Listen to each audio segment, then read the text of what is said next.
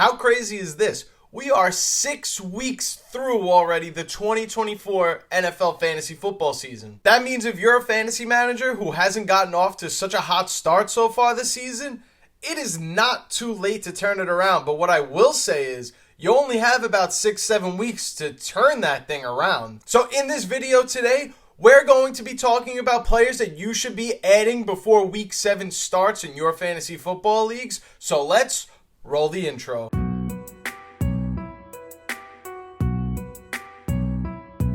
If you need a wide receiver in week 7 and on, this is the player for you. We're going to start the list off first with Juju Smith-Schuster of the Kansas City Chiefs. Now, this wasn't Juju Smith-Schuster's first real action of the 2024 season. This wasn't his debut or anything, but this was the first time we really got to see a glimpse of what the Chiefs offense is going to look like without Rashee Rice. And Juju Smith-Schuster was pretty solid in his debut of this. He had 8 targets with 7 catches for 130 yards in this game. And in terms of snaps, he played just as many snaps as Xavier Worthy did. And if Xavier Worthy is considered a flex play week to week, then we should also be considering Juju a flex play. If you've been having a problem with wide receiver this year in 2024, I definitely would be looking to add Juju Smith-Schuster before somebody else does in your fantasy leagues. And if for some reason you can't get to Juju Smith-Schuster in your leagues, look no further than Jalen Tolbert of the Dallas Cowboys, who's been getting a lot of usage lately over the past couple of weeks. Since Brandon Cooks has been out of the Dallas Cowboys lineup, Jalen Tolbert has actually played more snaps than even CeeDee Lamb has. No, that doesn't mean we should be starting him because he runs more routes or partakes in more snaps, but his usage and target share over the last couple games has been alarming. Over the last 2 games, he's seen 15 targets, so that's about 7.5 targets per game on average. And let's consider the fact that one of those 2 games was a terrible Cowboys loss where they could not even get a first down, it felt like.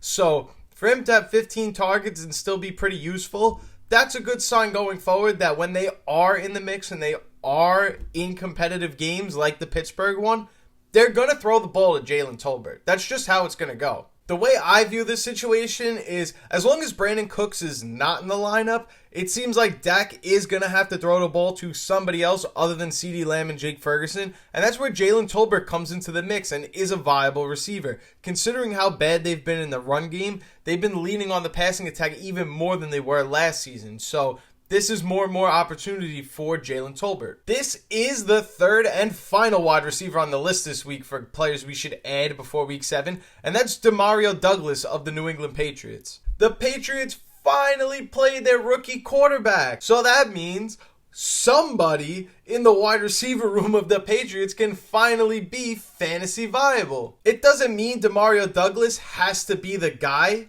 that is startable for the Patriots in fantasy, but what I do know is that in the last 2 games, he's coming off of 9 targets in each game and has produced in both of those games. So me personally, I would be looking to add the guy that is getting the volume, but let's not be mistaken here.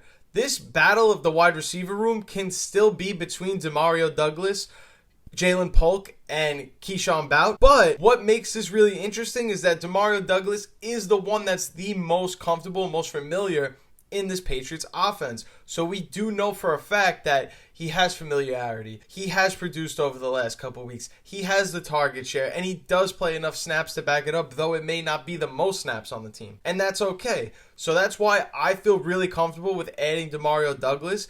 And with a matchup in week 7, like a Jacksonville Jaguars defense that gives up points to every team. Look what Caleb Williams and the Bears just did to them.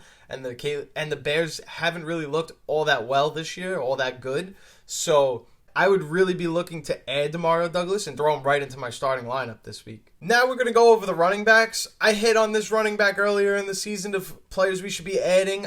Trying not to repeat myself, but it's been a while. So that's Braylon Allen of the New York Jets. Now, I'm not 100% sure if Breece Hall is 100% healthy or not. I'm not going to go out there and put some kind of like fake report out there that he is injured, but something just doesn't look right with Breece Hall this season. They also continue to use Braylon Allen in this Jets offense, and being that Braylon Allen is such a good complementary piece to what Breece Hall is able to do for the Jets in their offense, like I've hit on earlier in the season before the season started, they are such good complementary pieces to one another that they both may end up just being viable options in this run game. So no, I don't think this is somebody that you can add right away and just throw right into your lineup. I view him, again, more than just a handcuff. I think this is one of the more premium handcuffs you can get in fantasy football right now because he plays alongside a bell cow running back and does get the snaps, does get the volume. This idea of running out multiple running backs in a team and making it a committee is nothing new.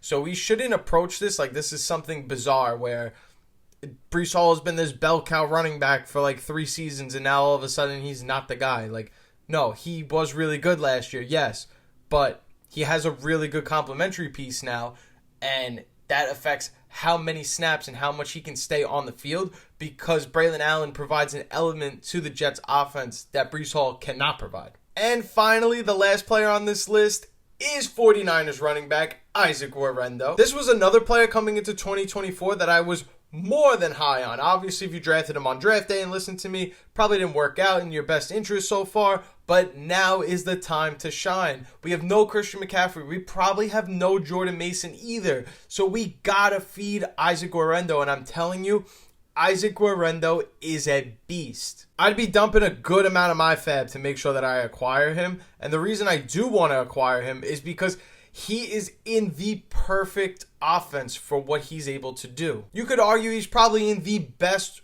run offense in Kyle Shanahan's 49ers system, and add the fact that he is this unique 6-foot size absolute monster, but runs like a gazelle. It is the craziest thing I've ever seen. He is a phenomenal athlete. If I couldn't get any of the other 4 players before this, or I needed a running back, I'd be pushing not all my chips, but a good amount of my chips in the basket of Isaac Guerrero, even though it's probably not going to be a long-term resolution. We're probably going to see Jordan Mason come back at some point and be very good, and then Isaac Guerrero falls to the wayside. But if you desperately need a running back coming up, bye weeks are happening, you can play Isaac Guerrero this week. But that's all I have for you guys today. Thank you so much for watching. I do want to apologize. I feel like some of the videos I've been making lately have been lower tier, lower quality, absolutely mid, maybe even worse than mid.